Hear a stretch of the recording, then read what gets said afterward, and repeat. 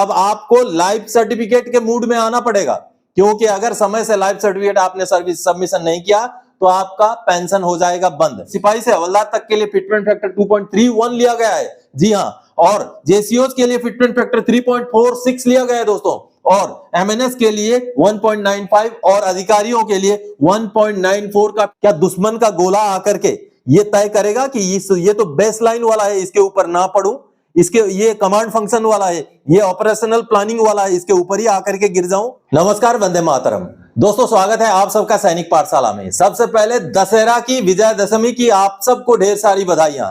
फौज में आज शस्त्र पूजा होता है दोस्तों, तो शस्त्र पूजा की भी आप सभी व्यूअर्स को ढेर सारी बधाइयां। चलिए आज बात करेंगे दोस्तों 8वें पे कमीशन में, मिलिट्री सर्विस पे में जो दलीलें दी गई हैं, रिकमेंडेशन में जो बातें रखी गई हैं, क्या ये तर्क संगत हैं? और मिलिट्री सर्विस पे में जो फिटमेंट फैक्टर लिया गया है दोस्तों, वो भी आगे समझाऊंगा। साथ ही साथ दोस्तों अब अक्टूबर का महीना चल चुका है, तो ऐसे में अब आपको लाइफ सर्टिफिकेट के मूड में आना पड़ेगा, क्योंकि अगर समय से लाइफ सर्टिफिकेट आपने सर्विस सबमिशन नहीं किया तो आपका पेंशन हो जाएगा बंद। इसके बारे में भी कुछ महत्वपूर्ण जानकारियां दूंगा आज के वीडियो में। तो चलिए इन्हीं विषयों को लेकर आगे बढ़ेंगे आज के वीडियो में। आगे बढ़ने से पहले हमेशा की तरह मेरा आप सबसे आग्रह है दोस्तों, ये सामने के आंकड़े देखिए, अभी भी बहुत सारे पेंशनर्स हैं जो वीडियो तो देखते हैं लेकिन चैनल को सब्सक्राइब नहीं किया हुआ है, तो चैनल को फटाफट से सब्सक्राइब कर लें, ताकि आने वाले समय में आपसे महत्वपूर्ण जानकारियां, 8वें पे कमीशन से जुड़ी हुई जानकारियां, लाइफ सर्टिफिकेट से जुड़ी हुई जानकारियां ना छूटें, क्योंकि छोटी छोटी जानकारियां भी बेहद महत्वपूर्ण होती हैं। और वीडियोस देखना, जानकारियां प्राप्त करना फ्री ऑफ कॉस्ट है, चैनल को सब्सक्राइब करना भी फ्री ऑफ कॉस्ट है, इसलिए पहले चैनल को फटाफट से सब्सक्राइब करें, उसके आगे वीडियोस देखना कंटिन्यू रखें। चलिए अब आगे बढ़ते हैं। सबसे पहले दोस्तों लाइफ सर्टिफिकेट के मूड में आ जाइए अब। जी हां, अक्टूबर का महीना शुरू हो गया है। आपको सबसे पहले तो स्पर्श के अंदर लॉगिन होना है, चेक करना है कि लाइफ सर्टिफिकेट का आपका ड्यू डेट कब का है, अक्टूबर का है, नवंबर का है, क्योंकि बहुत सारे पेंशनर्स का लाइफ सर्टिफिकेट का ड्यू डेट अक्टूबर का भी है, तो उनका पेंशन बंद हो जाएगा अगर आप समय से लाइफ सर्टिफिकेट सबमिट नहीं करते हैं तो। और लाइफ सर्टिफिकेट सबमिट करने का सबसे आसान तरीका तो डिजिटल तरीका है, डिजिटल लाइफ सर्टिफिकेट है। लेकिन डिजिटल लाइफ सर्टिफिकेट तभी सबमिट किया जा पाएगा जब आपका स्पर्श के अंदर आधार डिटेल्स अपडेटेड हो, आपका यूआईडी अपडेटेड हो, क्योंकि डिजिटल लाइफ सर्टिफिकेट सबमिट करते टाइम आपका बायोमेट्रिक या आपका आंखों का जो रीडिंग होता है, जो उसके बाद ही आपको आंखें ब्लिंक करनी पड़ती हैं, या अगर आप कोई बायोमेट्रिक डिवाइस में अपनी उंगली रखेंगे तभी लाइफ सर्टिफिकेट सबमिट होगा, इसलिए आपका आधार अपडेटेड होना जरूरी है। लेकिन जिनका भी आधार अपडेटेड नहीं है वो मैनुअल लाइफ सर्टिफिकेट सबमिट कर सकते हैं। दोनों विषयों को लेकर, मैनुअल लाइफ सर्टिफिकेट कैसे सबमिट करना है, यूआईडी के जरिए कैसे सबमिट करना है, जीवन प्रमाण के जरिए मोबाइल से घर में बैठे बैठे 2 मिनट में कैसे करना है, वो सारी विषयों के ऊपर मेरे वीडियोस बने हुए हैं। आने वाले समय में और लाइव वीडियोस भी आपको लेके आऊंगा दोस्तों, आगे समझाता हूं। डिजिटल लाइफ सर्टिफिकेट सबमिट करने के सबसे आसान 2 तरीके हैं, और एक तरीका है स्पर्श के अंदर लॉगिन हो जाइए, डिजिटल लाइफ सर्टिफिकेट वाले ऑप्शन में जाकर के लाइफ सर्टिफिकेट को सबमिट कर दीजिए। लेकिन इसके लिए जिस कंप्यूटर में आप काम कर रहे हैं उसके अंदर उसके साथ एक बायोमेट्रिक डिवाइस अटैच होना चाहिए, तभी जाकर के होगा। और दूसरा तरीका है जीवन प्रमाण ऐप, जो सबसे आसान तरीका, आपके घर में बैठे बैठे, आपके खुद के घर के सोफे में बैठे बैठे आप अपना लाइफ सर्टिफिकेट सबमिट कर सकते हैं, 2 मिनट के अंदर हो जाता है। आसान तरीका है, यह है सबसे बढ़िया तरीका डिजिटल लाइफ सर्टिफिकेट सबमिट करने का। अगर इसके अलावा अगर आपका डिजिटल लाइफ सर्टिफिकेट सबमिट नहीं हो जाता है क्योंकि आपका यूआईडी अपडेटेड नहीं है, तो आप मैनुअल लाइफ सर्टिफिकेट सबमिट कर सकते हैं। स्पर्श के अंदर लॉगिन हो जाइए, मैनुअल सर्टिफिकेट को डाउनलोड कीजिए, जो भी अधिकृत अधिकारी हैं उनसे साइन करवाइए, उसके बाद उसका पीडीएफ बनाइए, स्कैन करके उसी को अपलोड कर दीजिए। ये होता है मैनुअल तरीका। इसके अलावा भी और भी बहुत तरीके हैं, लेकिन डिफेंस पेंशनर के लिए सबसे आसान यही 3 तरीके हैं। इनके ऊपर आगे डिटेल्स में मैं वीडियोस बनाऊंगा। लेकिन जिनका भी अक्टूबर में ड्यू है वो जरूर सबमिट कर दें, जिनका नवंबर में ड्यू है वो भी अभी सबमिट कर सकते हैं, लेकिन अगले साल फिर उनका अक्टूबर ड्यू डेट हो जाएगा। तो इस लिहाज से नवंबर की भीड़ भाड़ से बचने के लिए भी अक्टूबर में आप सबमिट कर सकते हैं, इसमें भी कोई दिक्कत नहीं है। या नवंबर में किसी का विदेश जाने का प्लानिंग है तो अभी आप सबमिट कर सकते हैं। बहुत सारी सुविधाएं हैं, उनका फायदा उठाइए, लाइफ सर्टिफिकेट समय से सबमिट कर दीजिए। अब चलिए आगे बढ़ते हैं। एक जो डॉक्यूमेंट सामने आया है कि 8वां पे कमीशन में कुछ रिकमेंडेशंस बनाए गए हैं आर्मी हेडक्वार्टर की तरफ से, तो उन रिकमेंडेशन में एक महत्वपूर्ण रिकमेंडेशन है मिलिट्री सर्विस पे का, इसको लेकर के आज बात करेंगे दोस्तों। 8 सीपीसी में इक्वल एमएसपी होगा या 3 के बजाय 4 कैटेगरी हो जाएगा? जी हां दोस्तों, अभी मिलिट्री सर्विस पे में 3 कैटेगरी है। जेसीओ जवान का एक कैटेगरी है, एमएनएस का एक कैटेगरी है और अधिकारियों का एक कैटेगरी है।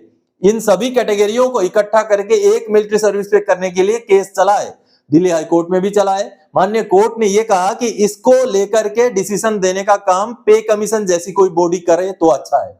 इस तरीके से माननीय कोर्ट ने केस को खारिज किया था, लेकिन साथ ही साथ यह भी कहा था कि आप आगे बढ़ सकते हैं। इसका मतलब हमने खारिज कर दिया, इसका मतलब यह नहीं कि यही केस खत्म हो गया, आप चाहें तो आगे बढ़ सकते हैं, ऐसा भी माननीय दिल्ली हाई कोर्ट ने कहा था। लेकिन जब सुप्रीम कोर्ट में गया तो सुप्रीम कोर्ट ने यह हिदायत दी कि जो एनोमली कमिटी है उसके पास पहले मुद्दे को भेजा जाए।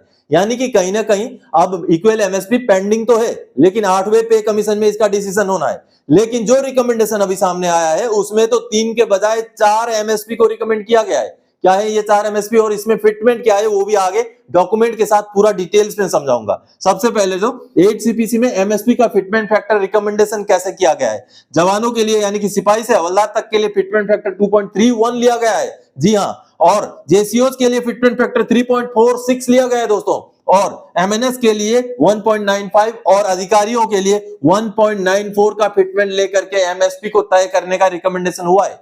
चलिए पूरे डॉक्यूमेंट दिखाता हूं।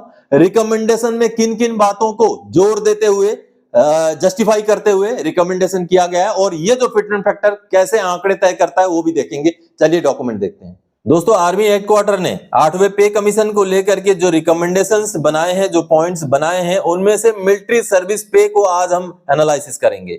जो मिलिट्री सर्विस पे को लेकर के एक रिकमेंडेशन भेजा गया है उसको लेकर के बात करेंगे दोस्तों। सबसे पहले तो यहां पर उसका एम बताया गया है कि मिलिट्री सर्विस पे का रिकमेंडेशन का एम क्या है। उसके आगे प्रॉब्लम्स बताए गए हैं कि मिलिट्री सर्विस पे में फिलहाल प्रॉब्लम्स क्या हैं, जिसमें सबसे पहला पॉइंट है rank pay was carved out of basic pay and later renamed as military service pay in 6 CPC. यहां यह बताया गया है कि रैंक पे को बेसिक पे से निकाल के बनाया गया और आगे उसी रैंक पे को मिलिट्री सर्विस पे कर दिया गया छठा पे कमीशन में। लेकिन इसमें मेरा सवाल है, छठा पे कमीशन से पहले एक सिपाही को रैंक पे कितना मिलता था, कोई जरा बता दे। रैंक पे सिपाही को नहीं मिलता था, लेकिन मिलिट्री सर्विस पे तो सिपाही को भी मिलता है 5200 रुपए। तो इस लिहाज से रैंक पे से मिलिट्री सर्विस पे बना हुआ है, ये पॉइंट बिल्कुल भी जायज नहीं है। आगे दोस्तों, military service pay granted as in pay, ठीक है। अगला, रैंक बेस्ड एनोमलीज जेसीओज आर इक्वेटेड विद ओआर। यहां पर यह बताया गया है कि रैंक बेस्ड विसंगति यह है कि जेसीओज और ओआर को इकट्ठा कर दिया गया। कहने का मतलब है अभी जो एनवायरनमेंट में मांग है कि मिलिट्री सर्विस पे इक्वल होना चाहिए, इसके विपरीत यहां कहा गया है कि जेसीओज और ओआर को भी अलग अलग कैटेगरी में रखना चाहिए था मिलिट्री सर्विस पे के हिसाब से। अगला देखिए, applicability restriction of military service pay only for DA and pension. DA और पेंशन के लिए ही मिलिट्री सर्विस पे को एप्लीकेबल किया गया है, ये भी इसकी एक विसंगति है, ये बताया गया है। अगला, non inclusion of MSP for other allowances narrows it's economic values. ये इसके जैसे ही मिलता जुलता पॉइंट है, यानी कि मिलिट्री सर्विस पे को केवल डीए और पेंशन में नहीं बाकी चीजों में भी जोड़ा जाना चाहिए, ये यहां बताया गया है।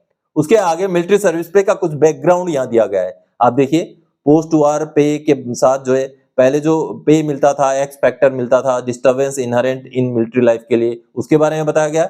1950 में जो इंट्रोडक्शन किया गया स्पेशल ड्यूटी अलाउंस, उसके बारे में मिलिट्री हार्डशिप को रिकॉग्नाइज करने के लिए उसके बारे में बताया गया। फिर 3rd सीपीसी में merger of special duty allowance, इसको मर्जर करके बेसिक पे में मर्ज किया गया, हायर बेसिक पे स्टार्ट किया गया, वो बताया गया। और 4th सीपीसी में इंट्रोडक्शन ऑफ रैंक पे, चौथे पे कमीशन में रैंक पे को इंट्रोडक्शन किया गया और 5वें में भी रैंक पे को चेंज नहीं किया गया, उसको बढ़ाया गया। लेकिन रैंक पे जवानों को नहीं मिलता था, ये भी तो कोई सोचे।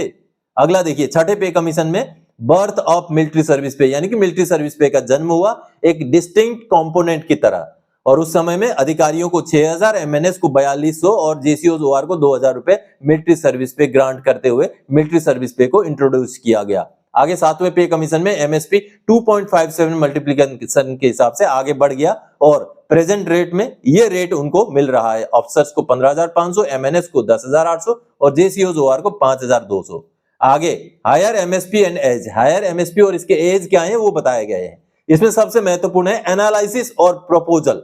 चलिए एनालिसिस में क्या बताया गया, till 5th CPC rank pay was given till brigadier rank, having been carved out from basic pay during 4th CPC, renamed as military service pay by 6th CPC। यहां पर यह दलील दी गई है कि चौथे पे कमीशन में बेसिक पे से निकाल करके जो रैंक पे बनाया गया, पांचवें पे कमीशन में भी वो बरकरार रहा जो कि ब्रिगेडियर रैंक तक को मिलता था।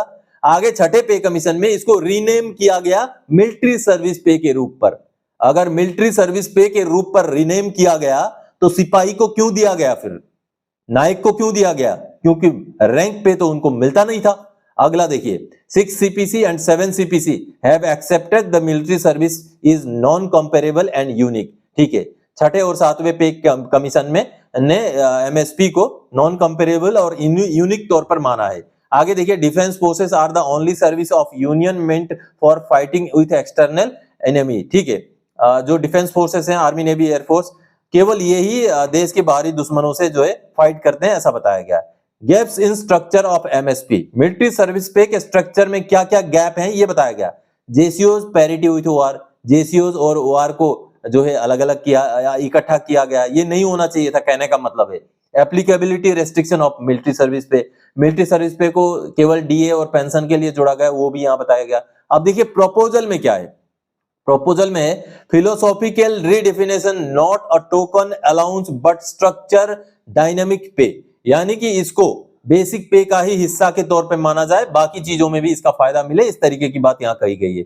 Different rates of जेसीओज and OR, जेसीओज और जवानों के लिए अलग अलग रेट लागू किए जाएं, ये रिकमेंडेशन किया गया है। Expanded applicability HRA, CTG and live encasement, यानी कि इसका एप्लीकेबिलिटी को एक्सपांड किया जाए, एचआरए में भी इसका असर रखा जाए, कंपोजिट ट्रांसफर ग्रांट में भी इसका असर रखा जाए और लिव इनकेसमेंट में भी इससे फायदा मिले, इस तरीके का यहाँ रिकमेंडेशन किया गया। और रिकमेंडेशन रेट्स क्या रिकमेंड किए गए, देखिए कौन से रेट में इसको दिया जाए, ये रिकमेंडेशन किया गया है। अधिकारियों को 30,000 रुपए, क्योंकि उनको कमांड रेस्पॉन्सिबिलिटी होता है और ऑपरेशनल प्लानिंग में उनका रोल होता है, ऐसा यहाँ बताया गया है। एमएनएस को 21,000 दिया जाए, क्योंकि मेडिकल असिस्टेंस देते हैं वो अंडर ऑपरेशनल कॉन्स्ट्रेंट्स, यानी कि ऑपरेशनल दिक्कतों के बीच में वो मेडिकल असिस्टेंस देती है, ऐसा यहाँ बताया गया है। जेसीओज को 18,000 रुपए रिकमेंड किया गया, क्योंकि वो गैजेटेड स्टेटस है और लीडरशिप क्वालिटी उनमें होता है, ये बताया गया है। और जवानों को 12,000 रुपए बेस लाइन ऑपरेशनल रिस्क, यानी कि जवानों को बेस लाइन सबसे कम जो है ऑपरेशनल रिस्क होता है, ये यहां बताया गया, जो कि सरासर मानने वाली बात नहीं है। अगर लड़ाई के मैदान में एक जेसीओ, एक अधिकारी और एक जवान खड़ा है, तो किसका बेस लाइन रिस्क है, किसका अपर लाइन रिस्क है, किसका मिडिल लाइन रिस्क है, ये कौन तय करेगा? क्या दुश्मन का गोला आकर के ये तय करेगा कि ये तो बेस लाइन वाला है, इसके ऊपर ना पड़ूं, इसके ये कमांड फंक्शन वाला है, ये ऑपरेशनल प्लानिंग वाला है, इसके ऊपर ही आकर के गिर जाऊं, ये लीडरशिप क्वालिटी वाला है, इसके आकर गिरूं, गैजेटेड स्टेटस वाला है, इसके ऊपर गिरूं, लेकिन बेस लाइन वाले के ऊपर ना गिरूं, ऐसा तो होगा नहीं। और अगर मिलिट्री हार्डशिप के लिए, लाइफ के रिस्क के लिए अगर मिलिट्री सर्विस पे को दिया जा रहा है, जिस तरीके से यहां भी बताया गया है, रिमार्क्स में भी लगभग वही बातें पता चल रही है, तो क्यों इक्वल नहीं, क्यों डिफरेंस? पहले तो जेसीओज और जवान का इकट्ठा हुआ करता था, अब उसमें भी और एक फूट डाल करके कहीं ना कहीं ये रिकमेंडेशन मानने वाली नहीं है। ये रिकमेंडेशन को बदलना चाहिए, इसके ऊपर पुनर्विचार होना चाहिए और इक्वल मिलिट्री सर्विस पे के ऊपर ही विचार विमर्श किया जाना चाहिए। और इसके अलावा ये जो रेट्स रिकमेंड किए गए हैं, इसकी भी और एक गुंडी में बताता हूं। चलिए एक मैंने कैलकुलेशन समझाता हूं, उसको देखते हैं। अब देखिए, जो प्रोपोज्ड मिलिट्री सर्विस पे है 5200 को 2.31 मल्टीप्लीकेशन लगा करके राउंड ऑफ करके 12,000 किया गया, जो आपने देखा जवानों के लिए। ठीक है, अब 10,800 एमएनएस का था, इनका 2.31 लगाने से 24,948 हो रहा है, ये राउंड ऑफ करने से 25,000 होना चाहिए। और 15,500 अधिकारियों का 2.31 लगाने से 35,805 हो रहा है, इनको 36,000 क्यों नहीं, इनको क्यों फिर 30,000? तो कहीं ना कहीं मल्टीप्लीकेशन इनमें इस तरीके से लगाया गया है। जो जवान है उनके लिए 2.31 का लगा दिया गया है, जो एमएनएस है उनके लिए 1.95 का, और जो अधिकारी है उनके लिए 1.94 का। तभी तो जाकर के 12,000, 21,000 और 30,000 का रिकमेंडेशन हुआ। तो फिर एमएनएस के लिए, अधिकारियों के लिए कम मल्टीप्लीकेशन क्यों लगाया गया? कहीं ना कहीं डाउट तो है कि जवानों को कम मिल रहा है, इसीलिए जवानों के लिए ज्यादा मल्टीप्लीकेशन लगाया गया है। इसीलिए मिलिट्री सर्विस पे हो तो इक्वल हो। तो आप सबने देखा दोस्तों, कहीं ना कहीं रिकमेंडेशन तो ठीक है, रिकमेंडेशन में ये फिटमेंट फैक्टर जवानों को जेसीएच को ज्यादा देके तो किया गया है, लेकिन कहीं ना कहीं अगर जीवन के जोखिम के लिए कोई अलाउंस कोई भत्ता दिया जा रहा है तो जीवन का जोखिम बेस लाइन या अपर लाइन नहीं होता है। जीवन का जोखिम है तो वो तो सबका एक बराबर होता है। तो कहीं ना कहीं आप मेरी बात से सहमत हैं तो इस वीडियो को शेयर कीजिएगा दोस्तों, क्योंकि जीवन का जोखिम अगर है, मिलिट्री लाइफ का अगर हार्डशिप की हम बात करें तो जवानों का ज्यादा है तो फिर इस लिहाज से तो उल्टा होना चाहिए फिर। तो कहीं ना कहीं हम उल्टे की मांग नहीं कर रहे हैं, हम मांग कर रहे हैं इक्वल हो। आप बेसिक बढ़वा लीजिए, आप ग्रेड पे ले लीजिए, रैंक पे बढ़वा लीजिए, लेकिन मिलिट्री सर्विस पे अगर जीवन के जोखिम के लिए दिया गया है तो ये बराबर होना बिल्कुल जरूरी है। तो दोस्तों आज के इस वीडियो में इन्हीं जानकारी और इसी अपील के साथ आया था। आगे और कोई जानकारी जाएगा आपसे सरोकार रखने वाला विषय लेके मैं फिर से हाजिर हो जाऊंगा। तब तक के लिए जय हिंद दोस्तों।